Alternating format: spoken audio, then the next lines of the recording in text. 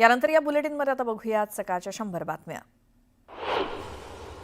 मुंबई उपनगरीय रेल्वेला डबे बंद असावेत अशी मागणी पंतप्रधान नरेंद्र मोदी आणि रेल्वे मंत्र्यांकडे केलेली आहे. दरम्यान लवकरच मुंबईमध्ये येऊन यासंदर्भातली घोषणा करतील. मात्र तिकीट दरात कोणतीही वाढ करण्यात येणार नाही अशी माहिती मुख्यमंत्री देवेंद्र फडणवीसांनी दिली. वांद्रे वर्सोवा कोस्टल रोडचं काम सुरू असून पुढे दहिसर आणि भाईंदरपर्यंत हा रस्ता होणार आहे.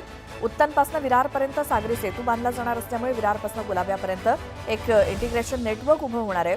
तर ऑक्टोबरपर्यंत मेट्रो 3 कार्यान्वित करण्याचा आमचा प्रयत्न आहे अशी माहिती मुख्यमंत्री देवेंद्र फडणवीसांनी दिली. अमेरिकेचे राष्ट्राध्यक्ष डोनाल्ड ट्रम्प यांना शरीरातील शिरांशी संबंधित क्रॉनिक वेन्स इफिशियन्सी AB9 हा आजार जडलाय. त्यामुळे त्यांच्या पायावरती सूज येते. साधारणपणे 70 वर्षांहून अधिक वय असलेल्या बहुतांश लोकांना हा आजार जाणवतो. व्हाईट हाऊसच्या प्रवक्त्या कॅरोलिन लेविट यांनी ही माहिती दिली. 2024-25 या आर्थिक वर्षासाठी ऑनलाईन पद्धतीनं ITR 2 भरता येणार आहे. ITR विभागानं एक्सवरती याबाबतची माहिती दिली. भांडवली नफा मिळणाऱ्या व्यक्ती किंवा हिंदू अविभक्त कुटुंबांसाठीच ITR 2 लागू आहे. मराठा आरक्षण कायद्याला आव्हान देणाऱ्या याचिकांवरती उच्च न्यायालयात अंतिम सुनावणीला शुक्रवारपासून सुरुवात झाली. पुन्हा एकदा कायद्याला अंतरिम स्थगिती देण्याची मागणी याचिकाकर्त्यांनी केली. मात्र यापूर्वीच आपण आवश्यक आदेश दिल्यामुळे आता थेट अंतिम सुनावणीला सुरुवात करतो आहोत असं न्यायालयानं स्पष्ट केलं. कॅगनं राज्य सरकारवर ताशेरे ओढलेत. कोविड साथीच्या काळात लॉकडाऊन दरम्यान मुंबई पुणे द्रुतगती मार्गावरील टोल कंत्राटदाराला दिलेल्या 71,907 कोटी रुपयांच्या महसूल सवलतीत अनियमितता असल्याचं कॅगच्या अहवालात म्हटलंय. मुंबईसह संपूर्ण राज्याकडे पावसानं पाठ फिरवली असताना शुक्रवारी जारी करण्यात आलेल्या राष्ट्रीय स्तरावरील हवामान अंदाजानं महाराष्ट्राला दिलासा मिळण्याची शक्यता आहे.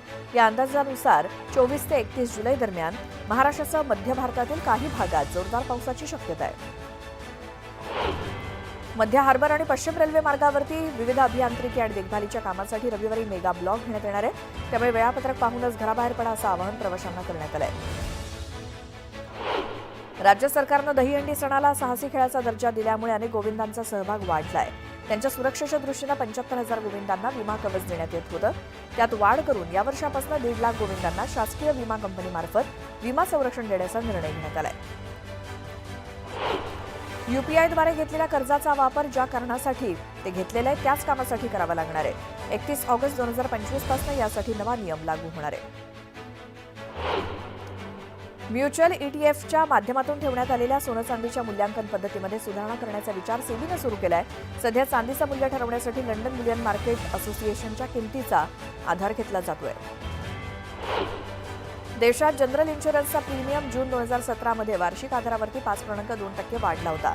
त्यामुळे या महिन्यात एकूण 23,422.5 कोटी रुपये जनरल इन्शुरन्सला मिळाले.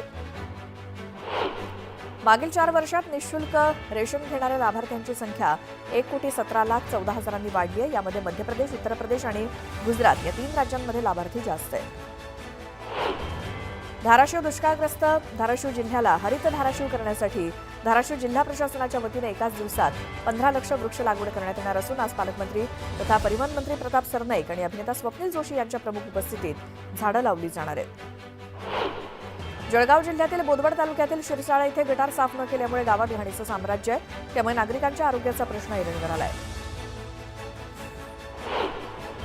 राज्यामध्ये 7,378 सफाई कामगार आजही हाताने मैला उचलण्याचं काम करतात असं सरकारनं विधानसभेत मान्य केलं. त्यामुळे ही पद्धत कायमची बंद होण्यासाठी धोरण आखलं जाणार असून सफाई कामगारांनाही त्यांच्या हक्काची घरं देण्यासाठीची योजना आणली जाईल असं आश्वासन उपमुख्यमंत्री अजित पवार यांनी दिलं.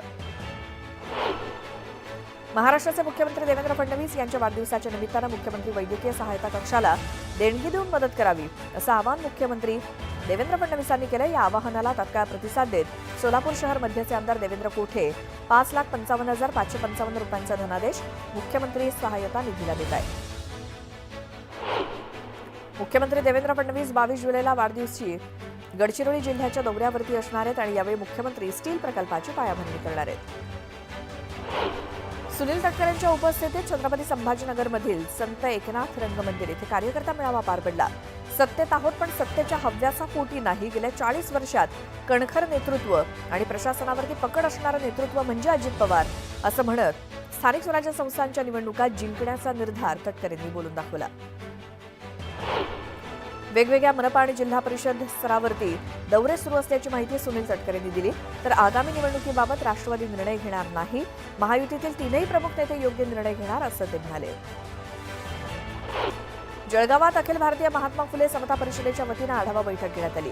या बैठकीत ओबीसी आरक्षण, जातनिहाय जनगणना आणि आगामी निवडणुकांमध्ये ओबीसी समाजाला जास्तीत जास्त प्रतिनिधित्व मिळण्याबाबत चर्चा करण्यात आली. जनसुरक्षा विधेयक म्हणजे जनतेच्या अभिव्यक्ती स्वातंत्र्यावरती घाला, मनुवादी अजेंडा राबवता यावा यासाठी हा कायदा आणला असा आरोप शेतकरी नेते अजित नवलेंनी केला. रस्त्यावरती उतरून याविरोधात लढा देऊ असा इशारा त्यांनी दिला. बेलापूर किल्ला संवर्धनाचं काम पुन्हा सुरू करण्याची मागणी आमदार मंदा म्हात्रे यांनी अधिवेशनात केली. अर्धवट काम झाल्यामुळे पाऊस पडल्यावरती या बांधकामाचा भाग ढासळतोय. प्रहार जनशक्ती पक्षाचे अध्यक्ष बच्चू कडू यांनी काही दिवसांपासून दिव्यांगांच्या विविध 17 प्रकारच्या मागण्या घेऊन आंदोलन सुरू करत पदयात्रा काढली होती. दरम्यान प्रहार जनशक्ती पक्षाच्या मागणीची दखल घेत राज्य सरकारनं दिव्यांगांच्या मानधनात वाढ केली. याचा आनंद व्यक्त करत अकोला जिल्हाधिकारी कार्यालयासमोर फटाके फोडून प्रहार दिव्यांग सेलच्या वतीनं जल्लोष करण्यात आला. एक मोठी बातमी बघूयात. आता मुंबईला महाराष्ट्रापासून तोडण्याची भाषा होईल, मात्र कुणाचा बापही मुंबईला महाराष्ट्रापासून तोडू शकत नाही असं मुख्यमंत्री देवेंद्र फडणवीसांनी सभागृहात ठणकावून सांगितलं. यावरून उद्धव ठाकरेंनी फडणवीसांवर निशाणा साधला. त्यांच्याकडनंच मुंबईचं महत्त्व कमी करण्याचा प्रयत्न झाला. उद्योग, आर्थिक केंद्र गुजरातला कोणी नेलं असाही सवाल ठाकरेंनी केला.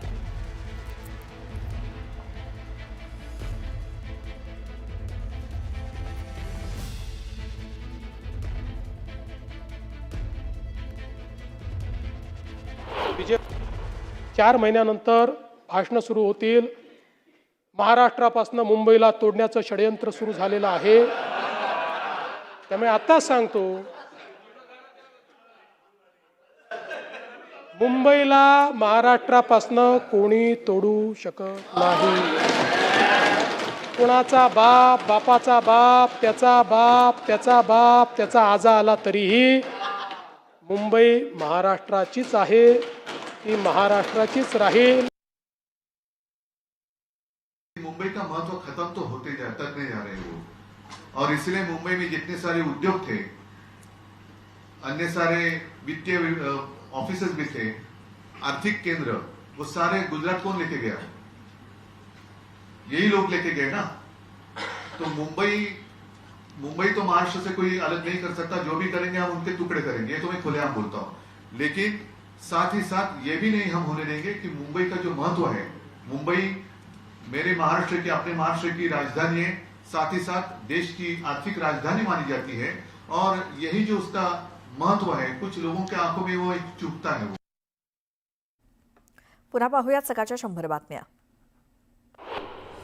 मुंबईतील सामाजिक न्याय विभागानं दिव्यांगांसाठी दरमहा दिल्या जाणाऱ्या अर्थसहाय्यता निधीमध्ये 1,000 रुपयांची वाढ करण्याचा निर्णय घेतलाय. दिव्यांग कल्याण मंत्री अतुल सावे यांनी शुक्रवारी विधानसभेत ही माहिती दिली आणि या निर्णयामुळे राज्य पुरस्कृत योजनांचा लाभ घेणाऱ्या दिव्यांग लाभार्थ्यांना दरमहा अधिक मदत मिळून दिव्यांग बांधवांचे जीवन अधिक सुसह्य होणार आहे. अनुकंपा तत्वावरील अनुशेष तत्काळ भरला जाईल. सफाई कामगारांना हक्काची घरं दिली जातील अशी ग्वाही उपमुख्यमंत्री अजित पवार यांनी दिली. महापारेषणच्या पडघा येथील पाल 220 केव्हाही वीज वाहिनीत अडथळे आल्यामुळे जुनी वाहिनी बदलून वीज यंत्रणा पूर्ववत करण्यात अडथळे येत असल्यामुळे कल्याण डोंबिवलीत महावितरणच्या सुमारे 4 लाख ग्राहकांना आठवडाभर फटका बसतोय. शहरातील वीज पुरवठा वारंवार खंडित झाल्यामुळे नागरिक हैराण झाले. सोलापुरात वकील असलेल्या पतीनं घरगुती भांडणातून पत्नीच्या गळ्यावर चाकूनं वार करत तिची हत्या केली. हत्या करून त्यानं स्वतः फौजदार चावडी पोलीस ठाण्यामध्ये हत्येची कबुली दिली. या प्रकरणी गुन्हा दाखल झाला असून पोलीस तपास करतायत. गडचिरोली जिल्ह्याला लागून असलेल्या छत्तीसगडच्या माओवाद प्रभावित अबुजमाडच्या जंगलात मोठी कारवाई करण्यात आली. 6 माओवाद्यांना ठार करण्यात सुरक्षा दलाला यश आलंय. सुरक्षा दलाकडून गेल्या 2 दिवसांपासून या परिसरात सर्च ऑपरेशन सुरू आहे. सांगलीच्या कवठे महाकाळमधील शाळेत विद्यार्थ्यांना शिक्षकांकडून आणि संस्था चालकांकडून मारहाण करण्यात आली होती. या विरोधात संस्था चालक आणि 2 शिक्षकांसह 3घांवरती कवठे महाकाळ पोलीस ठाण्यात गुन्हा दाखल झालाय. सांगलीच्या इस्लामपूरचं नाव बदलून ईश्वरपूर करण्याचा निर्णय घेण्यात आलाय. त्यामुळे सकल हिंदू समाजाकडून फटाक्यांची आतषबाजी करून जल्लोष करण्यात आला. पंढरपुरातील मेहतर समाजाच्या सफाई कामगारांना प्रत्येकी 600 चौरस फुटांचं घर देणार असल्याची घोषणा अजित पवारांनी केली. त्यामुळे मेहतर कामगार वसाहतीमध्ये फटाक्यांची आतषबाजी करत जल्लोष करण्यात आला.